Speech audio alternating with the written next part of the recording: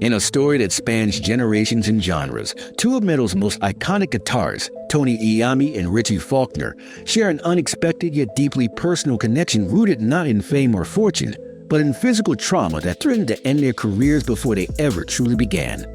For Tony Iommi, the defining moment came at the very start of his musical journey. At just 17 years old, while working at a sheet metal factory in Birmingham, England, he suffered a catastrophic accident that severed the tips of the middle and ring fingers on his right hand, his fretting hand as a left-handed guitarist. The injury was so severe that doctors initially told him he would never play guitar again. Most musicians would have walked away, but Iommi, already burning with passion for the instrument, refused to accept that fate. Instead, he crafted homemade prosthetic fingertips out of plastic from a melted bottle and reshaped his technique entirely. He switched to lighter strings and detuned his guitar to reduce string tension, a decision that would ultimately give birth to the dark, heavy, sludgy sound that defined Black Sabbath and reshaped the entire trajectory of heavy metal music. Iommi didn't just survive the trauma, he transformed it into innovation.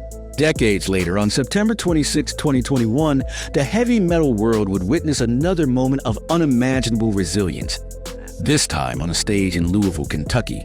During Judas' preset at the Louder Than Life festival, Richie Faulkner, known for his blistering solos and youthful energy, suddenly collapsed just after delivering a shredding guitar solo in front of thousands of fans. What seemed like an onstage fainting episode turned out to be a life-threatening medical emergency, a ruptured aortic aneurysm that required an astonishing 10-hour open-heart surgery. Doctors later said that most people don't survive such an event, especially not while finishing a performance. Incredibly, Faulkner did just that. He powered through the set and walked off stage before being rushed to the hospital, where surgeons worked frantically to repair the massive internal damage. Parts of his chest were replaced with mechanical components, his life forever altered. Just like Iommi decades earlier, Faulkner now faced a terrifying question. Would he ever play guitar again? Both men stood on the edge of losing not just their physical abilities, but their very identities as artists. And yet, in those defining moments of pain, blood, and uncertainty, a quiet echo connected them. One forged not through collaboration or conversation, but through the shared experience of nearly losing everything and refusing to give in. For most guitarists, the pursuit of greatness lies in mastering speed, precision, and tonal perfection. But for Tony Iommi and Richie Faulkner, the true essence of their voice was discovered not through virtuosity alone, but through the battle with physical limits imposed on their bodies. In the case of Iommi, what was initially seen as a career-ending handicap became the catalyst for one of the most defining guitar tones in music history. Forced to adapt, he began experimenting with unconventional methods, crafting prosthetic fingertips to replace what he had lost. These thimbles were not perfect. They reduced his sensitivity to the strings, made vibrato and bends more difficult, and limited his dexterity. But instead of seeing these as roadblocks, Iommi leaned into the discomfort, slowing down his playing, simplifying chords, and detuning his guitar. The result was a heavier, doom-laden sound that would lay the foundation for heavy metal itself. That signature tone, ominous, brooding, and raw, emerged not in spite of his injury, but because of it. It was proof that pain could be molded into power, and that limitation could breed originality. Faulkner's journey would mirror this philosophy in the most harrowing way. Following his emergency open-heart surgery, Faulkner had to confront a new, uncertain physical reality. His recovery was not just about walking or breathing properly again. It was about rebuilding the bridge between mind and muscle, particularly in hands. The trauma had affected his coordination and left him with lingering neurological symptoms, including transient ischemic attacks, mini-strokes that disrupted motor control in his right hand.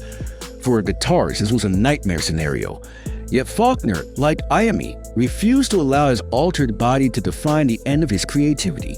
He adjusted his playing style, rethought how he approached solos, retooled his grip, and embraced a more nuanced, expressive form of playing.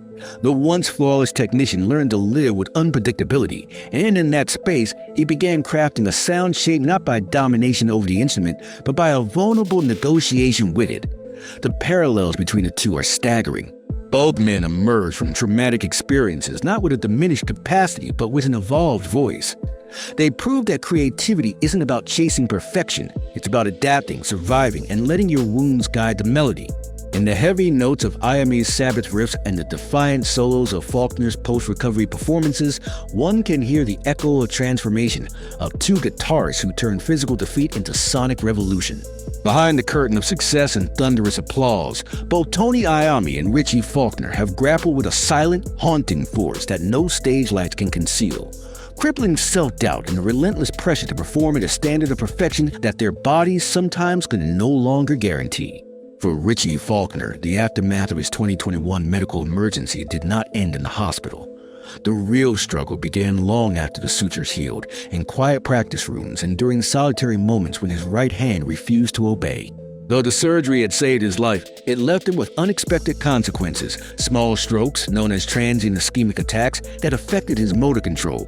As a lead guitarist known for fluid solos and intense live energy, Faulkner faced the terrifying possibility that he might never again command the fretboard with the same precision.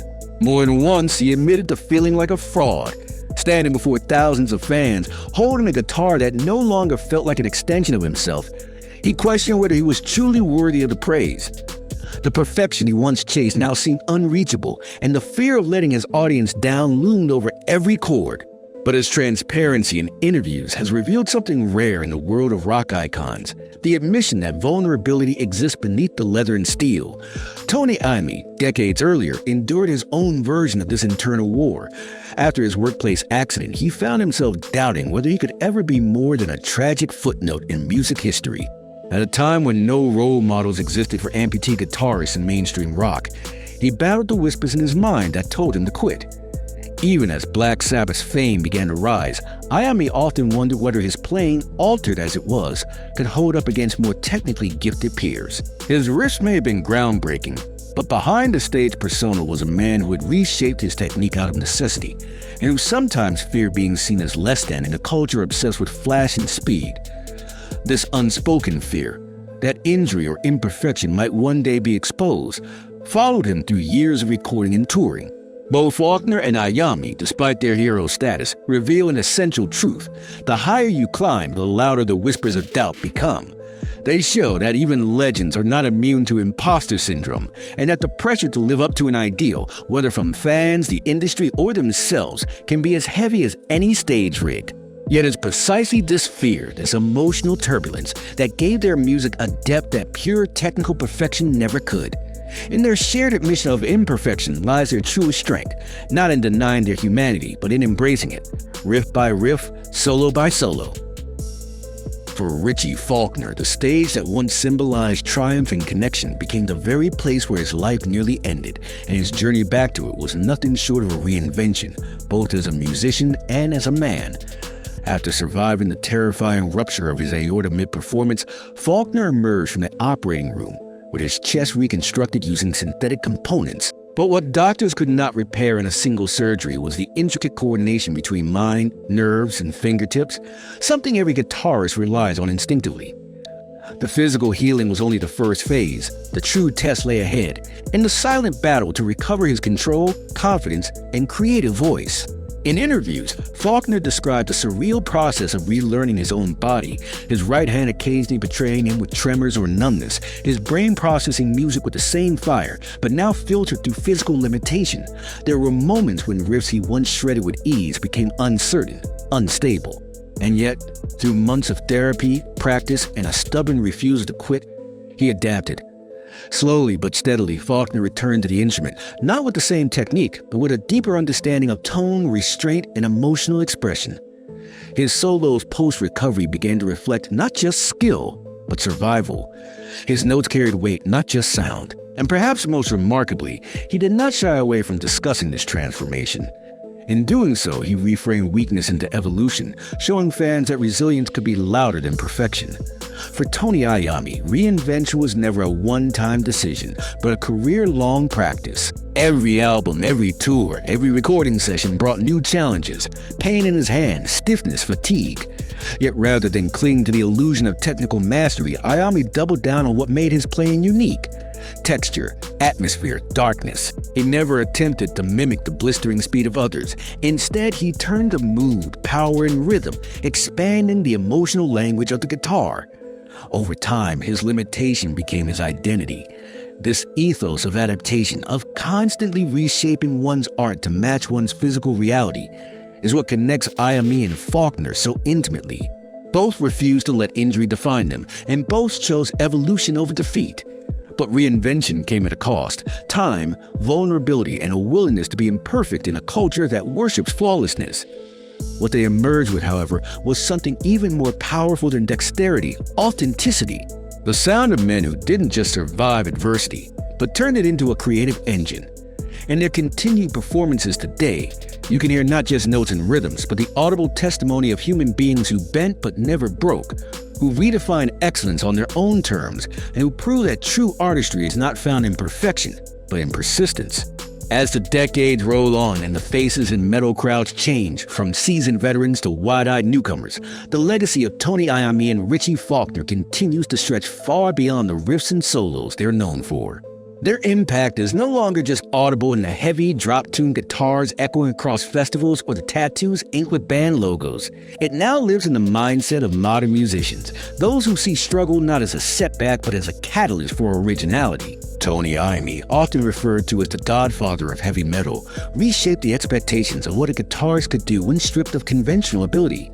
His sonic fingerprint, rooted in slower, darker, more deliberate playing, redefined the genre in its infancy, proving that heaviness wasn't about speed, but about presence.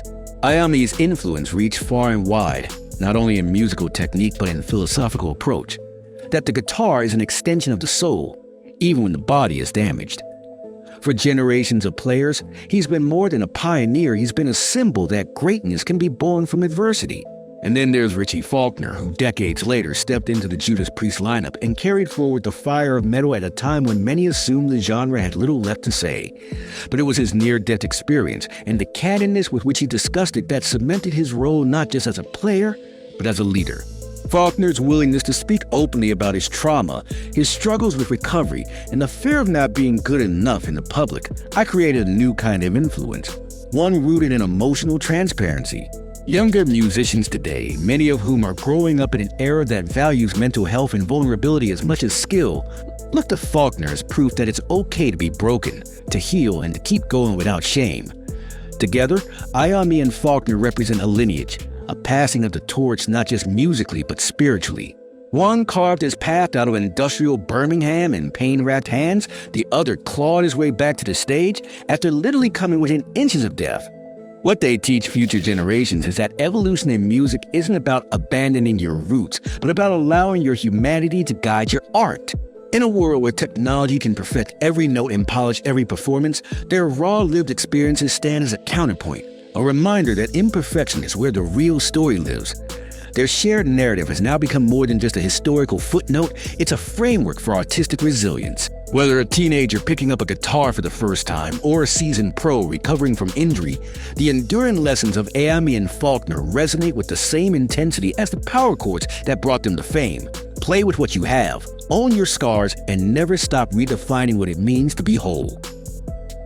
In the annals of rock history, tales of triumph often come wrapped in stories of fame, fortune, and flawless performances. But the enduring legacy of Tony Iommi and Richie Faulkner offers something far more profound: a masterclass in survival, adaptation, and the quiet heroism of showing up despite the odds.